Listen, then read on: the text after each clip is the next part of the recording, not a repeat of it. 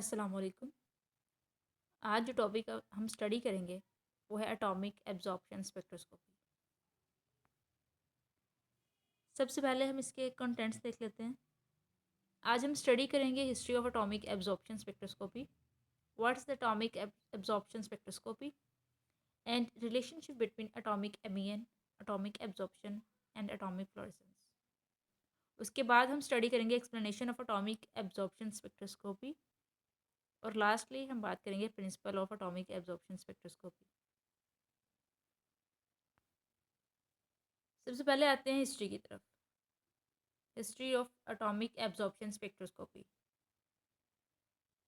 एक साइंटिस्ट थे जिनका नाम था एम वॉन क्रोनलैंड। उन्होंने 1648 में अर्लीस्ट स्पेक्ट्रोस्कोपी को डिस्क्राइब किया था फर्स्ट टाइम। बेसिकली उन्होंने एक एनालिसिस किया था कि सनलाइट जो है कैसे पास करती है वाटर ड्रॉपलेट्स के थ्रू, और फिर उसके रिजल्ट में रेनबो का क्रिएट होना। इस सारे प्रोसेस को उन्होंने स्टडी किया, एनालिसिस किया और उसके बाद स्पेक्ट्रोस्कोपी को फर्स्ट टाइम डिस्क्राइब किया इन 1648। अब चूँकि ये एक नया कॉन्सेप्ट था तो इस पर मज़ीद सर्च की गई, फर्दर एनालिसिस किया गया और एक साइंटिस्ट थे W.H. वॉलेस्टन। उन्होंने सनलाइट का मज़ीद एनालिसिस किया और स्पेक्ट्रम की बैकलाइंस को डिस्कवर किया। इस डिस्कवरी के बाद सन 1820 में सर डेविड ब्रिस्टल ने एक्सप्लेन किया इसी कॉन्सेप्ट को as an absorption of light in sun's atmosphere. इसी तरह इसमें मज़ीद मॉडिफिकेशन होती गई, चेंजेस आती गई with the passage of time. और फर्दर दो scientist Robert Bunsen and Gustav Kirchhoff, इन दोनों साइंटिस्ट ने मिलकर सोडियम स्पेक्ट्रम को स्टडी किया और इस स्टडी के बाद इन दोनों साइंटिस्ट ने ये कंक्लूड किया कि जितने भी एलिमेंट हैं वो सब के सब एलिमेंट अपना एक स्पेसिफिक, पर्सनल और यूनिक स्पेक्ट्रम रखते हैं और उस स्पेक्ट्रम को यूज़ करते हुए, उस स्पेक्ट्रम की बेस पर हम वेपर फेज में डिफरेंट एलिमेंट्स को इजीली आइडेंटिफाई कर सकते हैं। और किरचॉफ ने फर्दर इस बात को भी एक्सप्लेन किया कि अगर कोई मटेरियल रेडिएशन एनर्जी को एब्जॉर्ब करता है या इमिट करता है,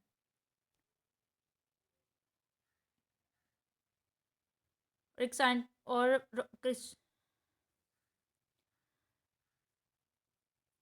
किरचॉफ ने फर्दर एक्सप्लेन किया इस बात को कि अगर कोई मटेरियल एक स्पेसिफिक वेवलेंथ की रेडिएशंस को इमिट करता है तो डेफिनेटली वो मटेरियल जो है वो इस चीज़ के लिए एबल होगा कि वो उसी वेवलेंथ की, उसी स्पेसिफिक वेवलेंथ की रेडिएशंस को एब्जॉर्ब भी करे। अगरचे इन दोनों साइंटिस्ट ने बहुत ज़्यादा वर्क किया एटॉमिक एब्जॉर्प्शन स्पेक्ट्रोस्कोपी को एक एग्जैक्ट, एक प्रॉपर टेक्निक बनाने में उन्होंने बहुत काम किया, बहुत ज़्यादा एफर्ट्स की, बहुत स्ट्रगल की, लेकिन फिर भी उस टाइम में इसमें कुछ प्रैक्टिकल डिफ़िकल्टीज़ थी, प्रैक्टिकल इश्यूज़ थे जिनकी वजह से ये टेक्निक जो है ये पॉपुलर ना हो सकी। उसके बाद फाइनली 1953 में एक साइंटिस्ट एलन वॉच ने बहुत ही अच्छे तरीके से, ज़बरदस्त तरीके से एटॉमिक एब्जॉर्प्शन स्पेक्ट्रोस्कोपी को इम्प्रूव किया, इसकी टेक्निक में मज़ीद डेवलपमेंट्स की और उन्होंने इंस्ट्रूमेंट मैन्युफैक्चरर्स से कम्युनिकेशन की, उनसे एटॉमिक एब्जॉर्प्शन स्पेक्ट्रोस्कोपी के इंस्ट्रूमेंट को डिस्कस किया और इसमें बहुत ही अच्छी मज़ीद डेवलपमेंट्स की। अगरचे उन्होंने इसमें बहुत सी डेवलपमेंट्स की और एक प्रॉपर टेक्निक के फॉर्म में एएस को कन्वर्ट कर दिया, लेकिन अभी भी ये इशू था कि उन्होंने कोई प्रॉपर एग्जैक्ट मेथड नहीं बताया था कि कैसे हम एटॉमिक एब्जॉर्प्शन स्पेक्ट्रोस्कोपी को यूटिलाइज़ करें डिफरेंट पर्पसेस के लिए। How can we utilize atomic absorption spectroscopy? इस क्वेश्चन के आंसर के लिए उन्होंने मज़ीद 4 साल काम किया। फाइनली इन 1957 उन्होंने डिस्कवर किया एटॉमिक एब्जॉर्प्शन स्पेक्ट्रोस्कोपी के यूजेस को और कन्विंस किया डिफरेंट मैन्युफैक्चरर्स को इन यूजेस की बेस पर।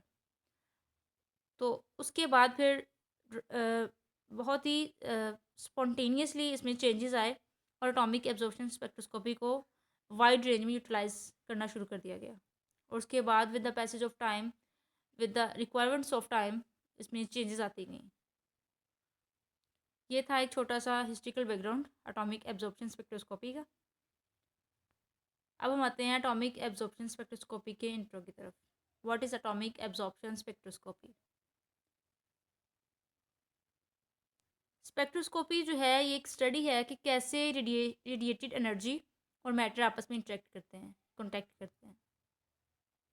जब मैटर एब्जॉर्ब करता है एनर्जी, जब मैटर जब मैटर एक स्पेसिफिक क्वांटिटी ऑफ एनर्जी जो है वो एब्जॉर्ब करता है, तो उस केस में फिर वो क्रिएट करता है कुछ चेंजेस। वो एनर्जी का एब्जॉर्ब होना मैटर की स्टेट में कुछ चेंजेस क्रिएट करता है। सो हम एटॉमिक एब्जॉर्प्शन स्पेक्ट्रोस्कोपी को यूज़ करते हुए इजीली मेजर कर सकते हैं स्पेसिफिक एलिमेंट को किसी भी मटेरियल में जिसमें एक specific amount of energy absorb की गई हो एक स्पेसिफिक वेवलेंथ पे। मतलब कि इस प्रोसेस के लिए हमें किसी भी एलिमेंट का, जिसको हम टेस्टिंग एलिमेंट कह रहे हैं, जिसको हमने टेस्ट करना है मटेरियल में, गिवन मटेरियल में, उसकी हमें स्पेसिफिक वेवलेंथ और रेडिएशन एनर्जी पता हो, तो उस बेस पर हम इजीली इसको डिटेक्ट कर सकते हैं। एटॉमिक एब्जॉर्प्शन स्पेक्ट्रोस्कोपी को हम एटॉमिक एब्जॉर्प्शन स्पेक्ट्रोमीटर भी कहते हैं। उसकी रीज़न ये है कि ये दोनों टर्म्स जो हैं ये इंटरचेंजेबल है, और इन दोनों में डिफरेंस ये है कि स्पेक्ट्रोस्कोपी में हम ये स्टडी करते हैं कि कैसे मैटर और एनर्जी आपस में इंटरेक्ट करते हैं, लेकिन स्पेक्ट्रोमीटर में हम ये स्टडी करते हैं कि हम कैसे अप्लाई कर सकते हैं एटॉमिक एब्जॉर्प्शन स्पेक्ट्रोस्कोपी को as a measuring technique. So practical purposes के लिए इन दोनों टर्म्स में कोई डिफरेंस नहीं है, इन दोनों को इंटरचेंज किया जा सकता है। ठीक है, एक दूसरे की जगह जगह पे ये दोनों टर्म्स इजीली यूज हो सकती हैं। What is atomic absorption spectroscopy? It is a highly sensitive method of analysis. ठीक है, ये बहुत ही सेंसिटिव एनालिसिस टेक्निक है, और इसमें गिवन मटेरियल जो है उसको हम इवन के पार्ट्स पर मिलियन ऑफ अ ग्राम भी मेजर कर सकते हैं। स्पेसिफिक एलिमेंट की जो अमाउंट है किसी भी मटेरियल में, गिवन मटेरियल में, उसको हम डिटरमिन कर सकते हैं by weighing the amount of light absorbed and the energy emitted during the spectroscopy process. सो कितनी एनर्जी यूज़ हुई है और कितनी लाइट इमिट हुई है इस सारे प्रोसेस में, उस चीज़ को हम मेजर करके एलिमेंट को डिटेक्ट कर सकते हैं। और इनमें चेंजेस जो हैं वेवलेंथ की में चेंजेस, और आफ्टर और बिफोर और आफ्टर, एब्जॉर्प्शन से पहले क्या उसकी कंडीशन थी और एब्जॉर्प्शन के बाद उसकी क्या कंडीशन है, उस चीज़ को हम मेजर करके पीक्स की फॉर्म में एनर्जी एब्जॉर्प्शन को जो है हम देख सकते हैं एक रीड आउट डिवाइसेस के थ्रू। एटॉमिक एब्जॉर्प्शन स्पेक्ट्रोस्कोपी को हम यूज़ करते हैं डिफरेंट मेटल की कंसंट्रेशन फाइंड करने के लिए मटेरियल्स में और लिक्विड्स में। अब हम देखते हैं relationship between atomic emission, atomic absorption and atomic fluorescence. Atomic spectroscopy में हमारे पास बेसिकली 3 डिफरेंट टेक्निक्स हैं जिनको हम एनालिसिस के पर्पसेस के लिए यूटिलाइज करते हैं। उनमें इंक्लूड है atomic absorption, atomic emission and atomic fluorescence. So इन तीनों टेक्निक्स के दरमियान जो रिलेशन है उसको समझने के लिए ये ज़रूरी है कि हम एक पहले एटम का एक कंसाइज कॉन्सेप्ट देखें, और एटॉमिक जो प्रोसेसेस हैं जो कि इन तीनों टेक्निक्स में इन्वॉल्व हैं उनको पहले स्टडी कर लें। हमें पता है कि एटम जो है वो न्यूक्लियस और इलेक्ट्रॉन से मिलकर बना है। ठीक है, न्यूक्लियस में न्यूट्रॉन्स और प्रोटॉन्स होते हैं, और न्यूक्लियस को सराउंड कर रहे होते हैं इलेक्ट्रॉन्स। ठीक है, न्यूक्लियस के गिर्द इलेक्ट्रॉन्स जो हैं वो रिवॉल्व कर रहे होते हैं। अब जितनी कम एनर्जी होगी उतना ही ज़्यादा इलेक्ट्रॉनिक कॉन्फ़िगरेशन जो है वो स्टेबल होगी किसी भी एटम की। सो इसी कंडीशन को हम ग्राउंड स्टेट कंडीशन कहते हैं। ठीक है, ग्राउंड स्टेट कॉन्फ़िगरेशन कहते हैं किसी भी एटम की, या फिर हम नॉर्मल ऑर्बिटल कॉन्फ़िगरेशन कहते हैं ग्राउंड स्टेट को। अगर हम अब एनर्जी प्रोवाइड करते हैं, ठीक है, पहले हमने एटम को ग्राउंड स्टेट में कन्वर्ट किया, उसके बाद ग्राउंड स्टेट में जब हमने उसको एनर्जी प्रोवाइड की, तो एनर्जी प्रोवाइड करने के बाद एनर्जी जो है वो एब्जॉर्ब हो जाएगी एटम्स के थ्रू। एटम्स में एनर्जी एब्जॉर्ब हुई, और जो आउटर मोस्ट इलेक्ट्रॉन्स होंगे वो प्रमोट हो जाएंगे लेस स्टेबल कॉन्फ़िगरेशन की तरफ, मतलब कि वो हायर एनर्जी लेवल्स की तरफ मूव करेंगे और एक्साइटेड स्टेट में चले जाएंगे। अब हमें पता है कि एक्साइटेड स्टेट जो है वो एक अनस्टेबल स्टेट है। ठीक है, उस पर स्टेबिलिटी डिक्रीज़ कर जाती है, और चीज़ें स्टेबिलिटी की तरफ मूव करती हैं, तो वो अनस्टेबिलिटी से फ़ौरन स्टेबिलिटी की तरफ आएंगी, ठीक है, ग्राउंड स्टेट की तरफ मूव करेंगी एक्साइटेड स्टेट से, और स्पॉन्टेनियसली ये प्रोसेस होगा और इलेक्ट्रॉन जो है वो वापस आएंगे अपनी इनिशियल स्टेबल कंडीशन में, इनिशियल स्टेबल कॉन्फ़िगरेशन में, और एक स्पेसिफिक अमाउंट ऑफ एनर्जी जो है वो रिलीज़ होगी, स्पेसिफिक अमाउंट ऑफ एनर्जी जो कि एब्जॉर्ब की गई थी एक्साइटेशन के दौरान, वही एनर्जी रिलीज़ होगी डी एक्साइटेशन के दौरान, ठीक है, वापस ग्राउंड स्टेट में आने के लिए। और इस प्रोसेस को फिगर 1 में बहुत ही अच्छे से एक्सप्लेन किया गया है कि यहाँ पे आप देखिए, यहाँ पे आप देखें, ये है हमारे पास ग्राउंड स्टेट एटम और ये है हमारे पास एनर्जी, ठीक है। हमने ग्राउंड स्टेट एटम को एनर्जी प्रोवाइड की, एनर्जी प्रोवाइड करने के बाद वो चला गया एक्साइटेशन में, सो ये हायर लेवल में चला गया। अब एक्साइटेशन के बाद यहाँ पे डी एक्साइटेशन होगी, डी एक्साइटेशन में देखें कि वो जो अनस्टेबल हो गया था एटम, एटम की जो इलेक्ट्रॉन्स हाई एनर्जी की तरफ मूव कर गए थे, वो अनस्टेबल हो गए थे, अब वो वापस डिके के प्रोसेस से गुजरेंगे और स्पेसिफिकली उतनी ही अमाउंट ऑफ एनर्जी रिलीज़ करेंगे जितनी कि उन्होंने एब्जॉर्ब की थी, और वापस वो अपनी स्टेबल कंडीशन में आ जाएंगे।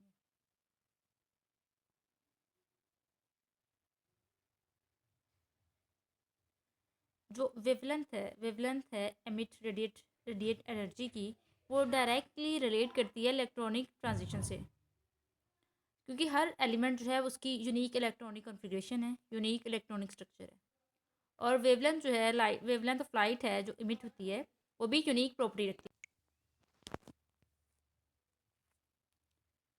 अब ऑर्बिटल कॉन्फ़िगरेशन जो है वो लार्ज एटम के लिए कम्प्लेक्स होगी, क्योंकि लार्ज एटम के लिए स्ट्रक्चर कम्प्लेक्स होगा, तो बहुत सी इलेक्ट्रॉनिक ट्रांजिशंस होंगी जो कि उस प्रोसेस में हो रही होंगी, और हर ट्रांजिशन जो है वो रिजल्टिंग तौर पर करेक्टरिस्टिक्स एमिशन देगी डिफरेंट वेवलेंथ्स का, ठीक है, जो कि नीचे वाली फिगर 2 में दिखाया गया है कि अगर हमारे पास जो मॉलिक्यूल है, यहाँ पे आप देखें कि ये जो हमारे पास मॉलिक्यूल है, यहाँ पे एक्साइटेशन स्टेट ग्राउंड स्टेट में था नीचे, ये है ग्राउंड स्टेट, ग्राउंड स्टेट से जब ये एक्साइटेड स्टेट में मूव करेगा, तो एक्साइटेड स्टेट में जाने के बाद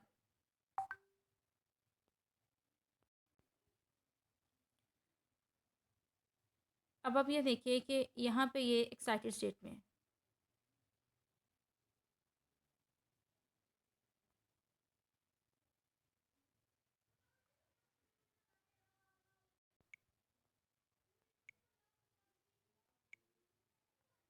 इस डायग्राम में आप देखें, ग्राउंड स्टेट से एनर्जी एब्जॉर्ब करने के बाद हायर एनर्जी लेवल्स की तरफ इलेक्ट्रॉन्स मूव करेंगे, और नेक्स्ट जो डायग्राम है यहाँ पे हायर स्टेट में जाने के बाद वो वापस अपनी ग्राउंड स्टेट की तरफ मूव करेंगे, और जितनी एनर्जी उन्होंने हायर स्टेट में जाने के लिए एक्साइटेड स्टेट में जाने के लिए एब्जॉर्ब की थी, उतनी ही एनर्जी वो इमिट भी करेंगे।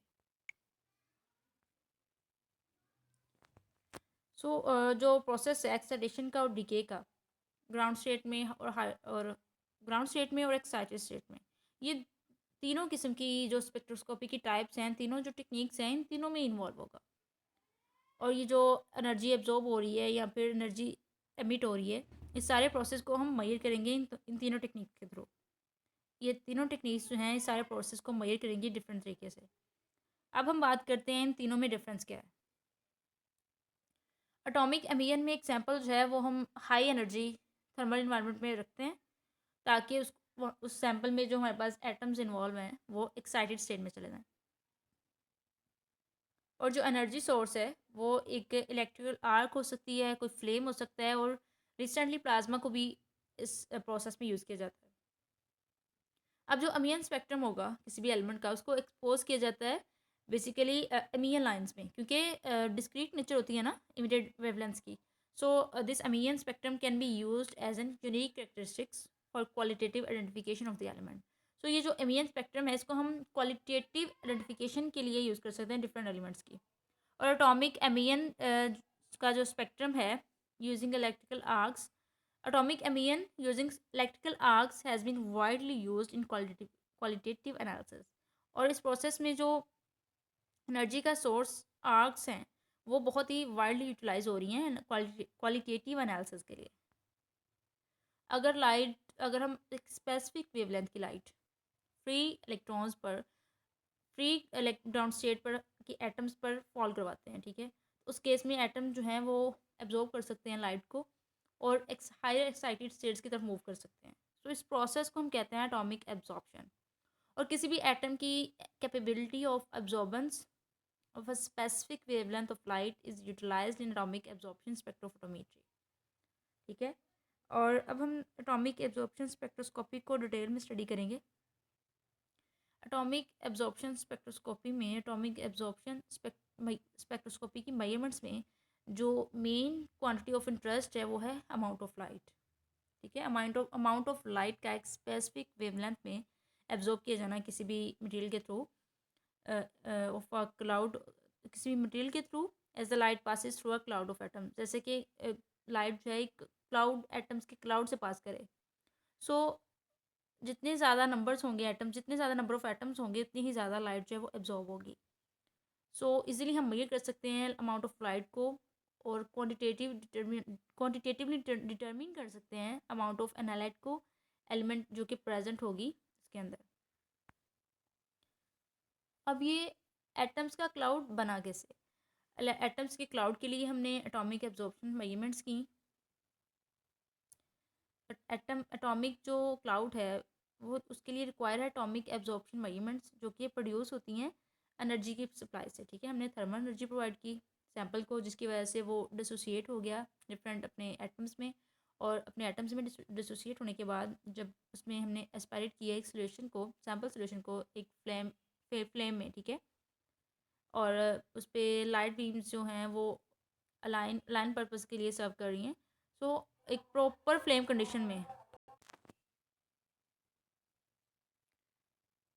क्योंकि एटॉमिक एब्जॉर्प्शन स्पेक्ट्रोस्कोपी को बहुत ही स्पेसिफिक स्पीड पर और प्रिसाइज और एक्यूरेट डिटर्मिनेशंस के लिए यूज़ किया जाता है, तो इसलिए ये बहुत ही इजी पॉपुलर मेथड कंसीडर किया जाता है फॉर क्वालिटेटिव डिटर्मिनेशंस। अब एक थर्ड टाइप जो है वो है एटॉमिक फ्लोरेसेंस।